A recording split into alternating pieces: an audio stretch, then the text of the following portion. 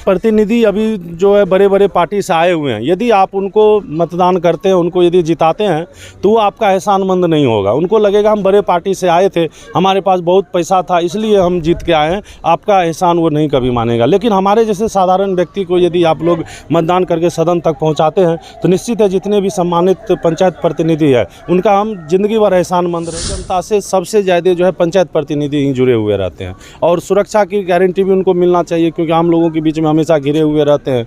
उसके अलावा वेतनमान का भी बात करें, हम चाहेंगे सो मुखिया, वार्ड सदस्य या समिति को इतना अधिकार मिले सो आम लोगों के बात को। इससे पहले इस इलेक्शन को सिर्फ धनबल का माना जाता था, लेकिन इस बार ये आम जनता के द्वारा जो है ये इलेक्शन लड़ा जा रहा है, क्योंकि बहुत सारे जगह से जो एकदम से पॉलिटिक्स में जुड़े हुए नहीं हैं, आम नागरिक है, वो लोग भी फ़ोन करके बोलते हैं सो हमारे भैया वार्ड सदस्य, हमारे भैया मुखिया है, हम इनसे वोट दिलवाएंगे। नमस्कार, आप देख रहे हैं KosiTimes.com और मैं हूं रविकांत कुमार। विधान परिषद चुनाव की जो सरगर्मी है वो काफ़ी तेज हो गई है। सभी पार्टियां, सभी प्रत्याशी, जो जनप्रतिनिधि हैं, जो खास करके इस इलेक्शन में जो वोट डालेंगे उनको रिझाने के लिए लगातार अब जीतोड़ मेहनत कर रहे हैं। अभी हमारे साथ खास बातचीत करने के लिए मौजूद हैं, वीआईपी पार्टी के टिकट से चुनाव लड़ रहे हैं, हालांकि जन अधिकार पार्टी का भी इन्हें समर्थन मिला है, चंदन जी। सबसे पहले तो ये जानना चाहेंगे कैसी चल रही है आपकी कैंपेनिंग? ये क्षेत्र तो बहुत बड़ा है, सहरसा, सुपौल, मधेपुरा, तो कैंपेनिंग हम लोग काफ़ी ज़ोर शोर से कर रहे हैं और बहुत सारे टीम जो है कैंपेनिंग करने में लगे हुए। हम खुद सुबह 6 बजे से रात 12 बजे तक अपना कैंपेनिंग करते रहते हैं। उसके अलावा हम प्रगति क्लासेस संस्थान चलाते हैं, उससे बहुत सारे बच्चे पास आउट है, बहुत सारे बच्चे मेडिकल कॉलेज में पढ़ रहे हैं। वो बच्चे और उनके पेरेंट्स भी जो है कैंपेनिंग कर रहे हैं। दूसरी तरफ जैसा कि आप लोगों को मालूम होगा सो वीआईपी पार्टी का भी हमको समर्थन मिला हुआ है और उनके वर्कर काफ़ी मतलब दिल से समझ लो परिवर्तन के लिए वो लोग जुझारू रूप से जो है कैंपेन चला रहे हैं। और माननीय पूर्व सांसद पप्पू यादव जी के पार्टी जन अधिकार पार्टी का भी समर्थन हमको और उनका आशीर्वाद मिला है और उनके भी वर्कर काफ़ी एक्टिव है। और युवा अभी जो जनप्रतिनिधि जो चुन के आए हैं, बहुत सारे जनप्रतिनिधि जो है जन अधिकार पार्टी से जुड़े हुए हैं, उन लोगों का भी आशीर्वाद हमको मिल रहा है। और सब लोग अपने अपने स्तर से, क्योंकि परिवर्तन की लड़ाई है, वो सिर्फ हमारा लड़ाई नहीं है, यहाँ तक कि जो और सब कैंडिडेट हैं वो लोग भी हमको समर्थन दे रहे हैं। नहीं, आपके तरह युवा को इस फील्ड में आना चाहिए। उसे हम शिक्षा जगत से जुड़े हुए हैं और शिक्षा के क्षेत्र में काफ़ी सुधार करने का प्रयास किए, लेकिन हमको लगता है उसमें और सुधार का आवश्यकता है और वो सिर्फ हमारे जो शिक्षण संस्थान के बदौलत नहीं हो सकता है। कुछ न कुछ नेतृत्व में परिवर्तन होना चाहिए, कुछ ऐसा सोच के साथ नेतृत्व करता होना चाहिए जो कि समाज को शिक्षा के क्षेत्र में आगे बढ़ा सके। निश्चित रूप से आप शिक्षा के क्षेत्र में लगातार अच्छे काम कर रहे हैं, लगातार खबरों के माध्यम से भी लोग देख रहे हैं। लेकिन एक बात ये हम जानना चाहेंगे कि जिस तरह से आप शिक्षा के क्षेत्र में थे और अचानक से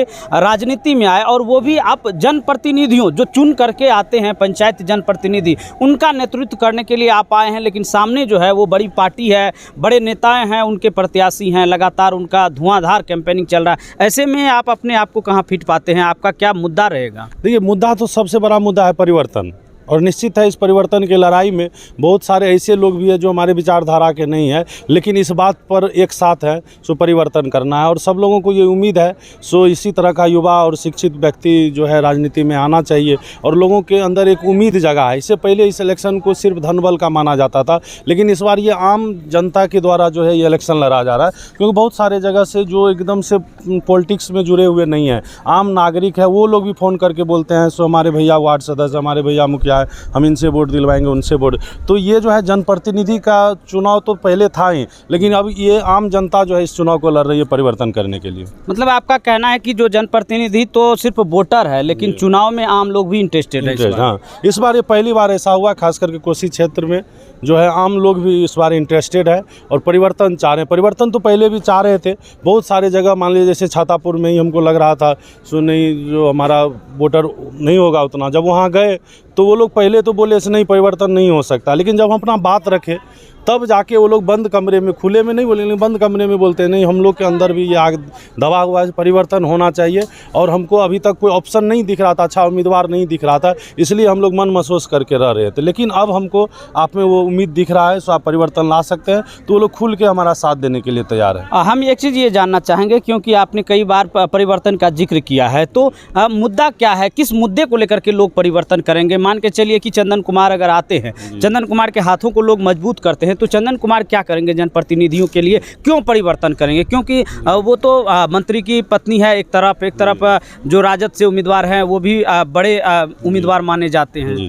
देखिए, सबसे बड़ी बात है आपको ये जानना चाहिए सो सत्ता का विकेंद्रीकरण, जो हर पंचायत में जो मुखिया जी हैं, समिति जी हैं, वार्ड सदस्य हैं, यदि आप बात करेंगे लोगों का सबसे ज़्यादा उम्मीद उन्हीं से है, क्योंकि सांसद विधायक है कभी कभार मिलते हैं, पटना में रहते हैं, दिल्ली में रहते हैं। यदि आम जनता का कोई भी काम होता है तो सबसे पहले अपने पंचायत प्रतिनिधि के पास जाते हैं, चाहे वार्ड सदस्य के पास जाए, चाहे मुखिया के पास जाए, लेकिन उनके पास उतना अधिकार नहीं है। वो यदि ब्लॉक में जाते हैं उनके बातों को नहीं सुना जाता है। तो निश्चित है हम चाहेंगे सो मुखिया, वार्ड सदस्य या समिति को इतना अधिकार मिले सो वो आम लोगों के बात को रख सके, क्योंकि आप ही बताइए पंचायत प्रतिनिधि कोई भी हो तो अपने गाँव में रहेगा, गाँव के लोगों को समस्या होगा तो सबसे पहले किसके पास जाएगा? पंचायत प्रतिनिधि के पास। तो पंचायत प्रतिनिधि को अधिक से अधिक अधिकार मिलना चाहिए, क्योंकि आम जनता से सबसे ज़्यादा जो है पंचायत प्रतिनिधि ही जुड़े हुए रहते हैं, और सुरक्षा की गारंटी भी उनको मिलना चाहिए, क्योंकि आम लोगों के बीच में हमेशा घिरे हुए रहते हैं।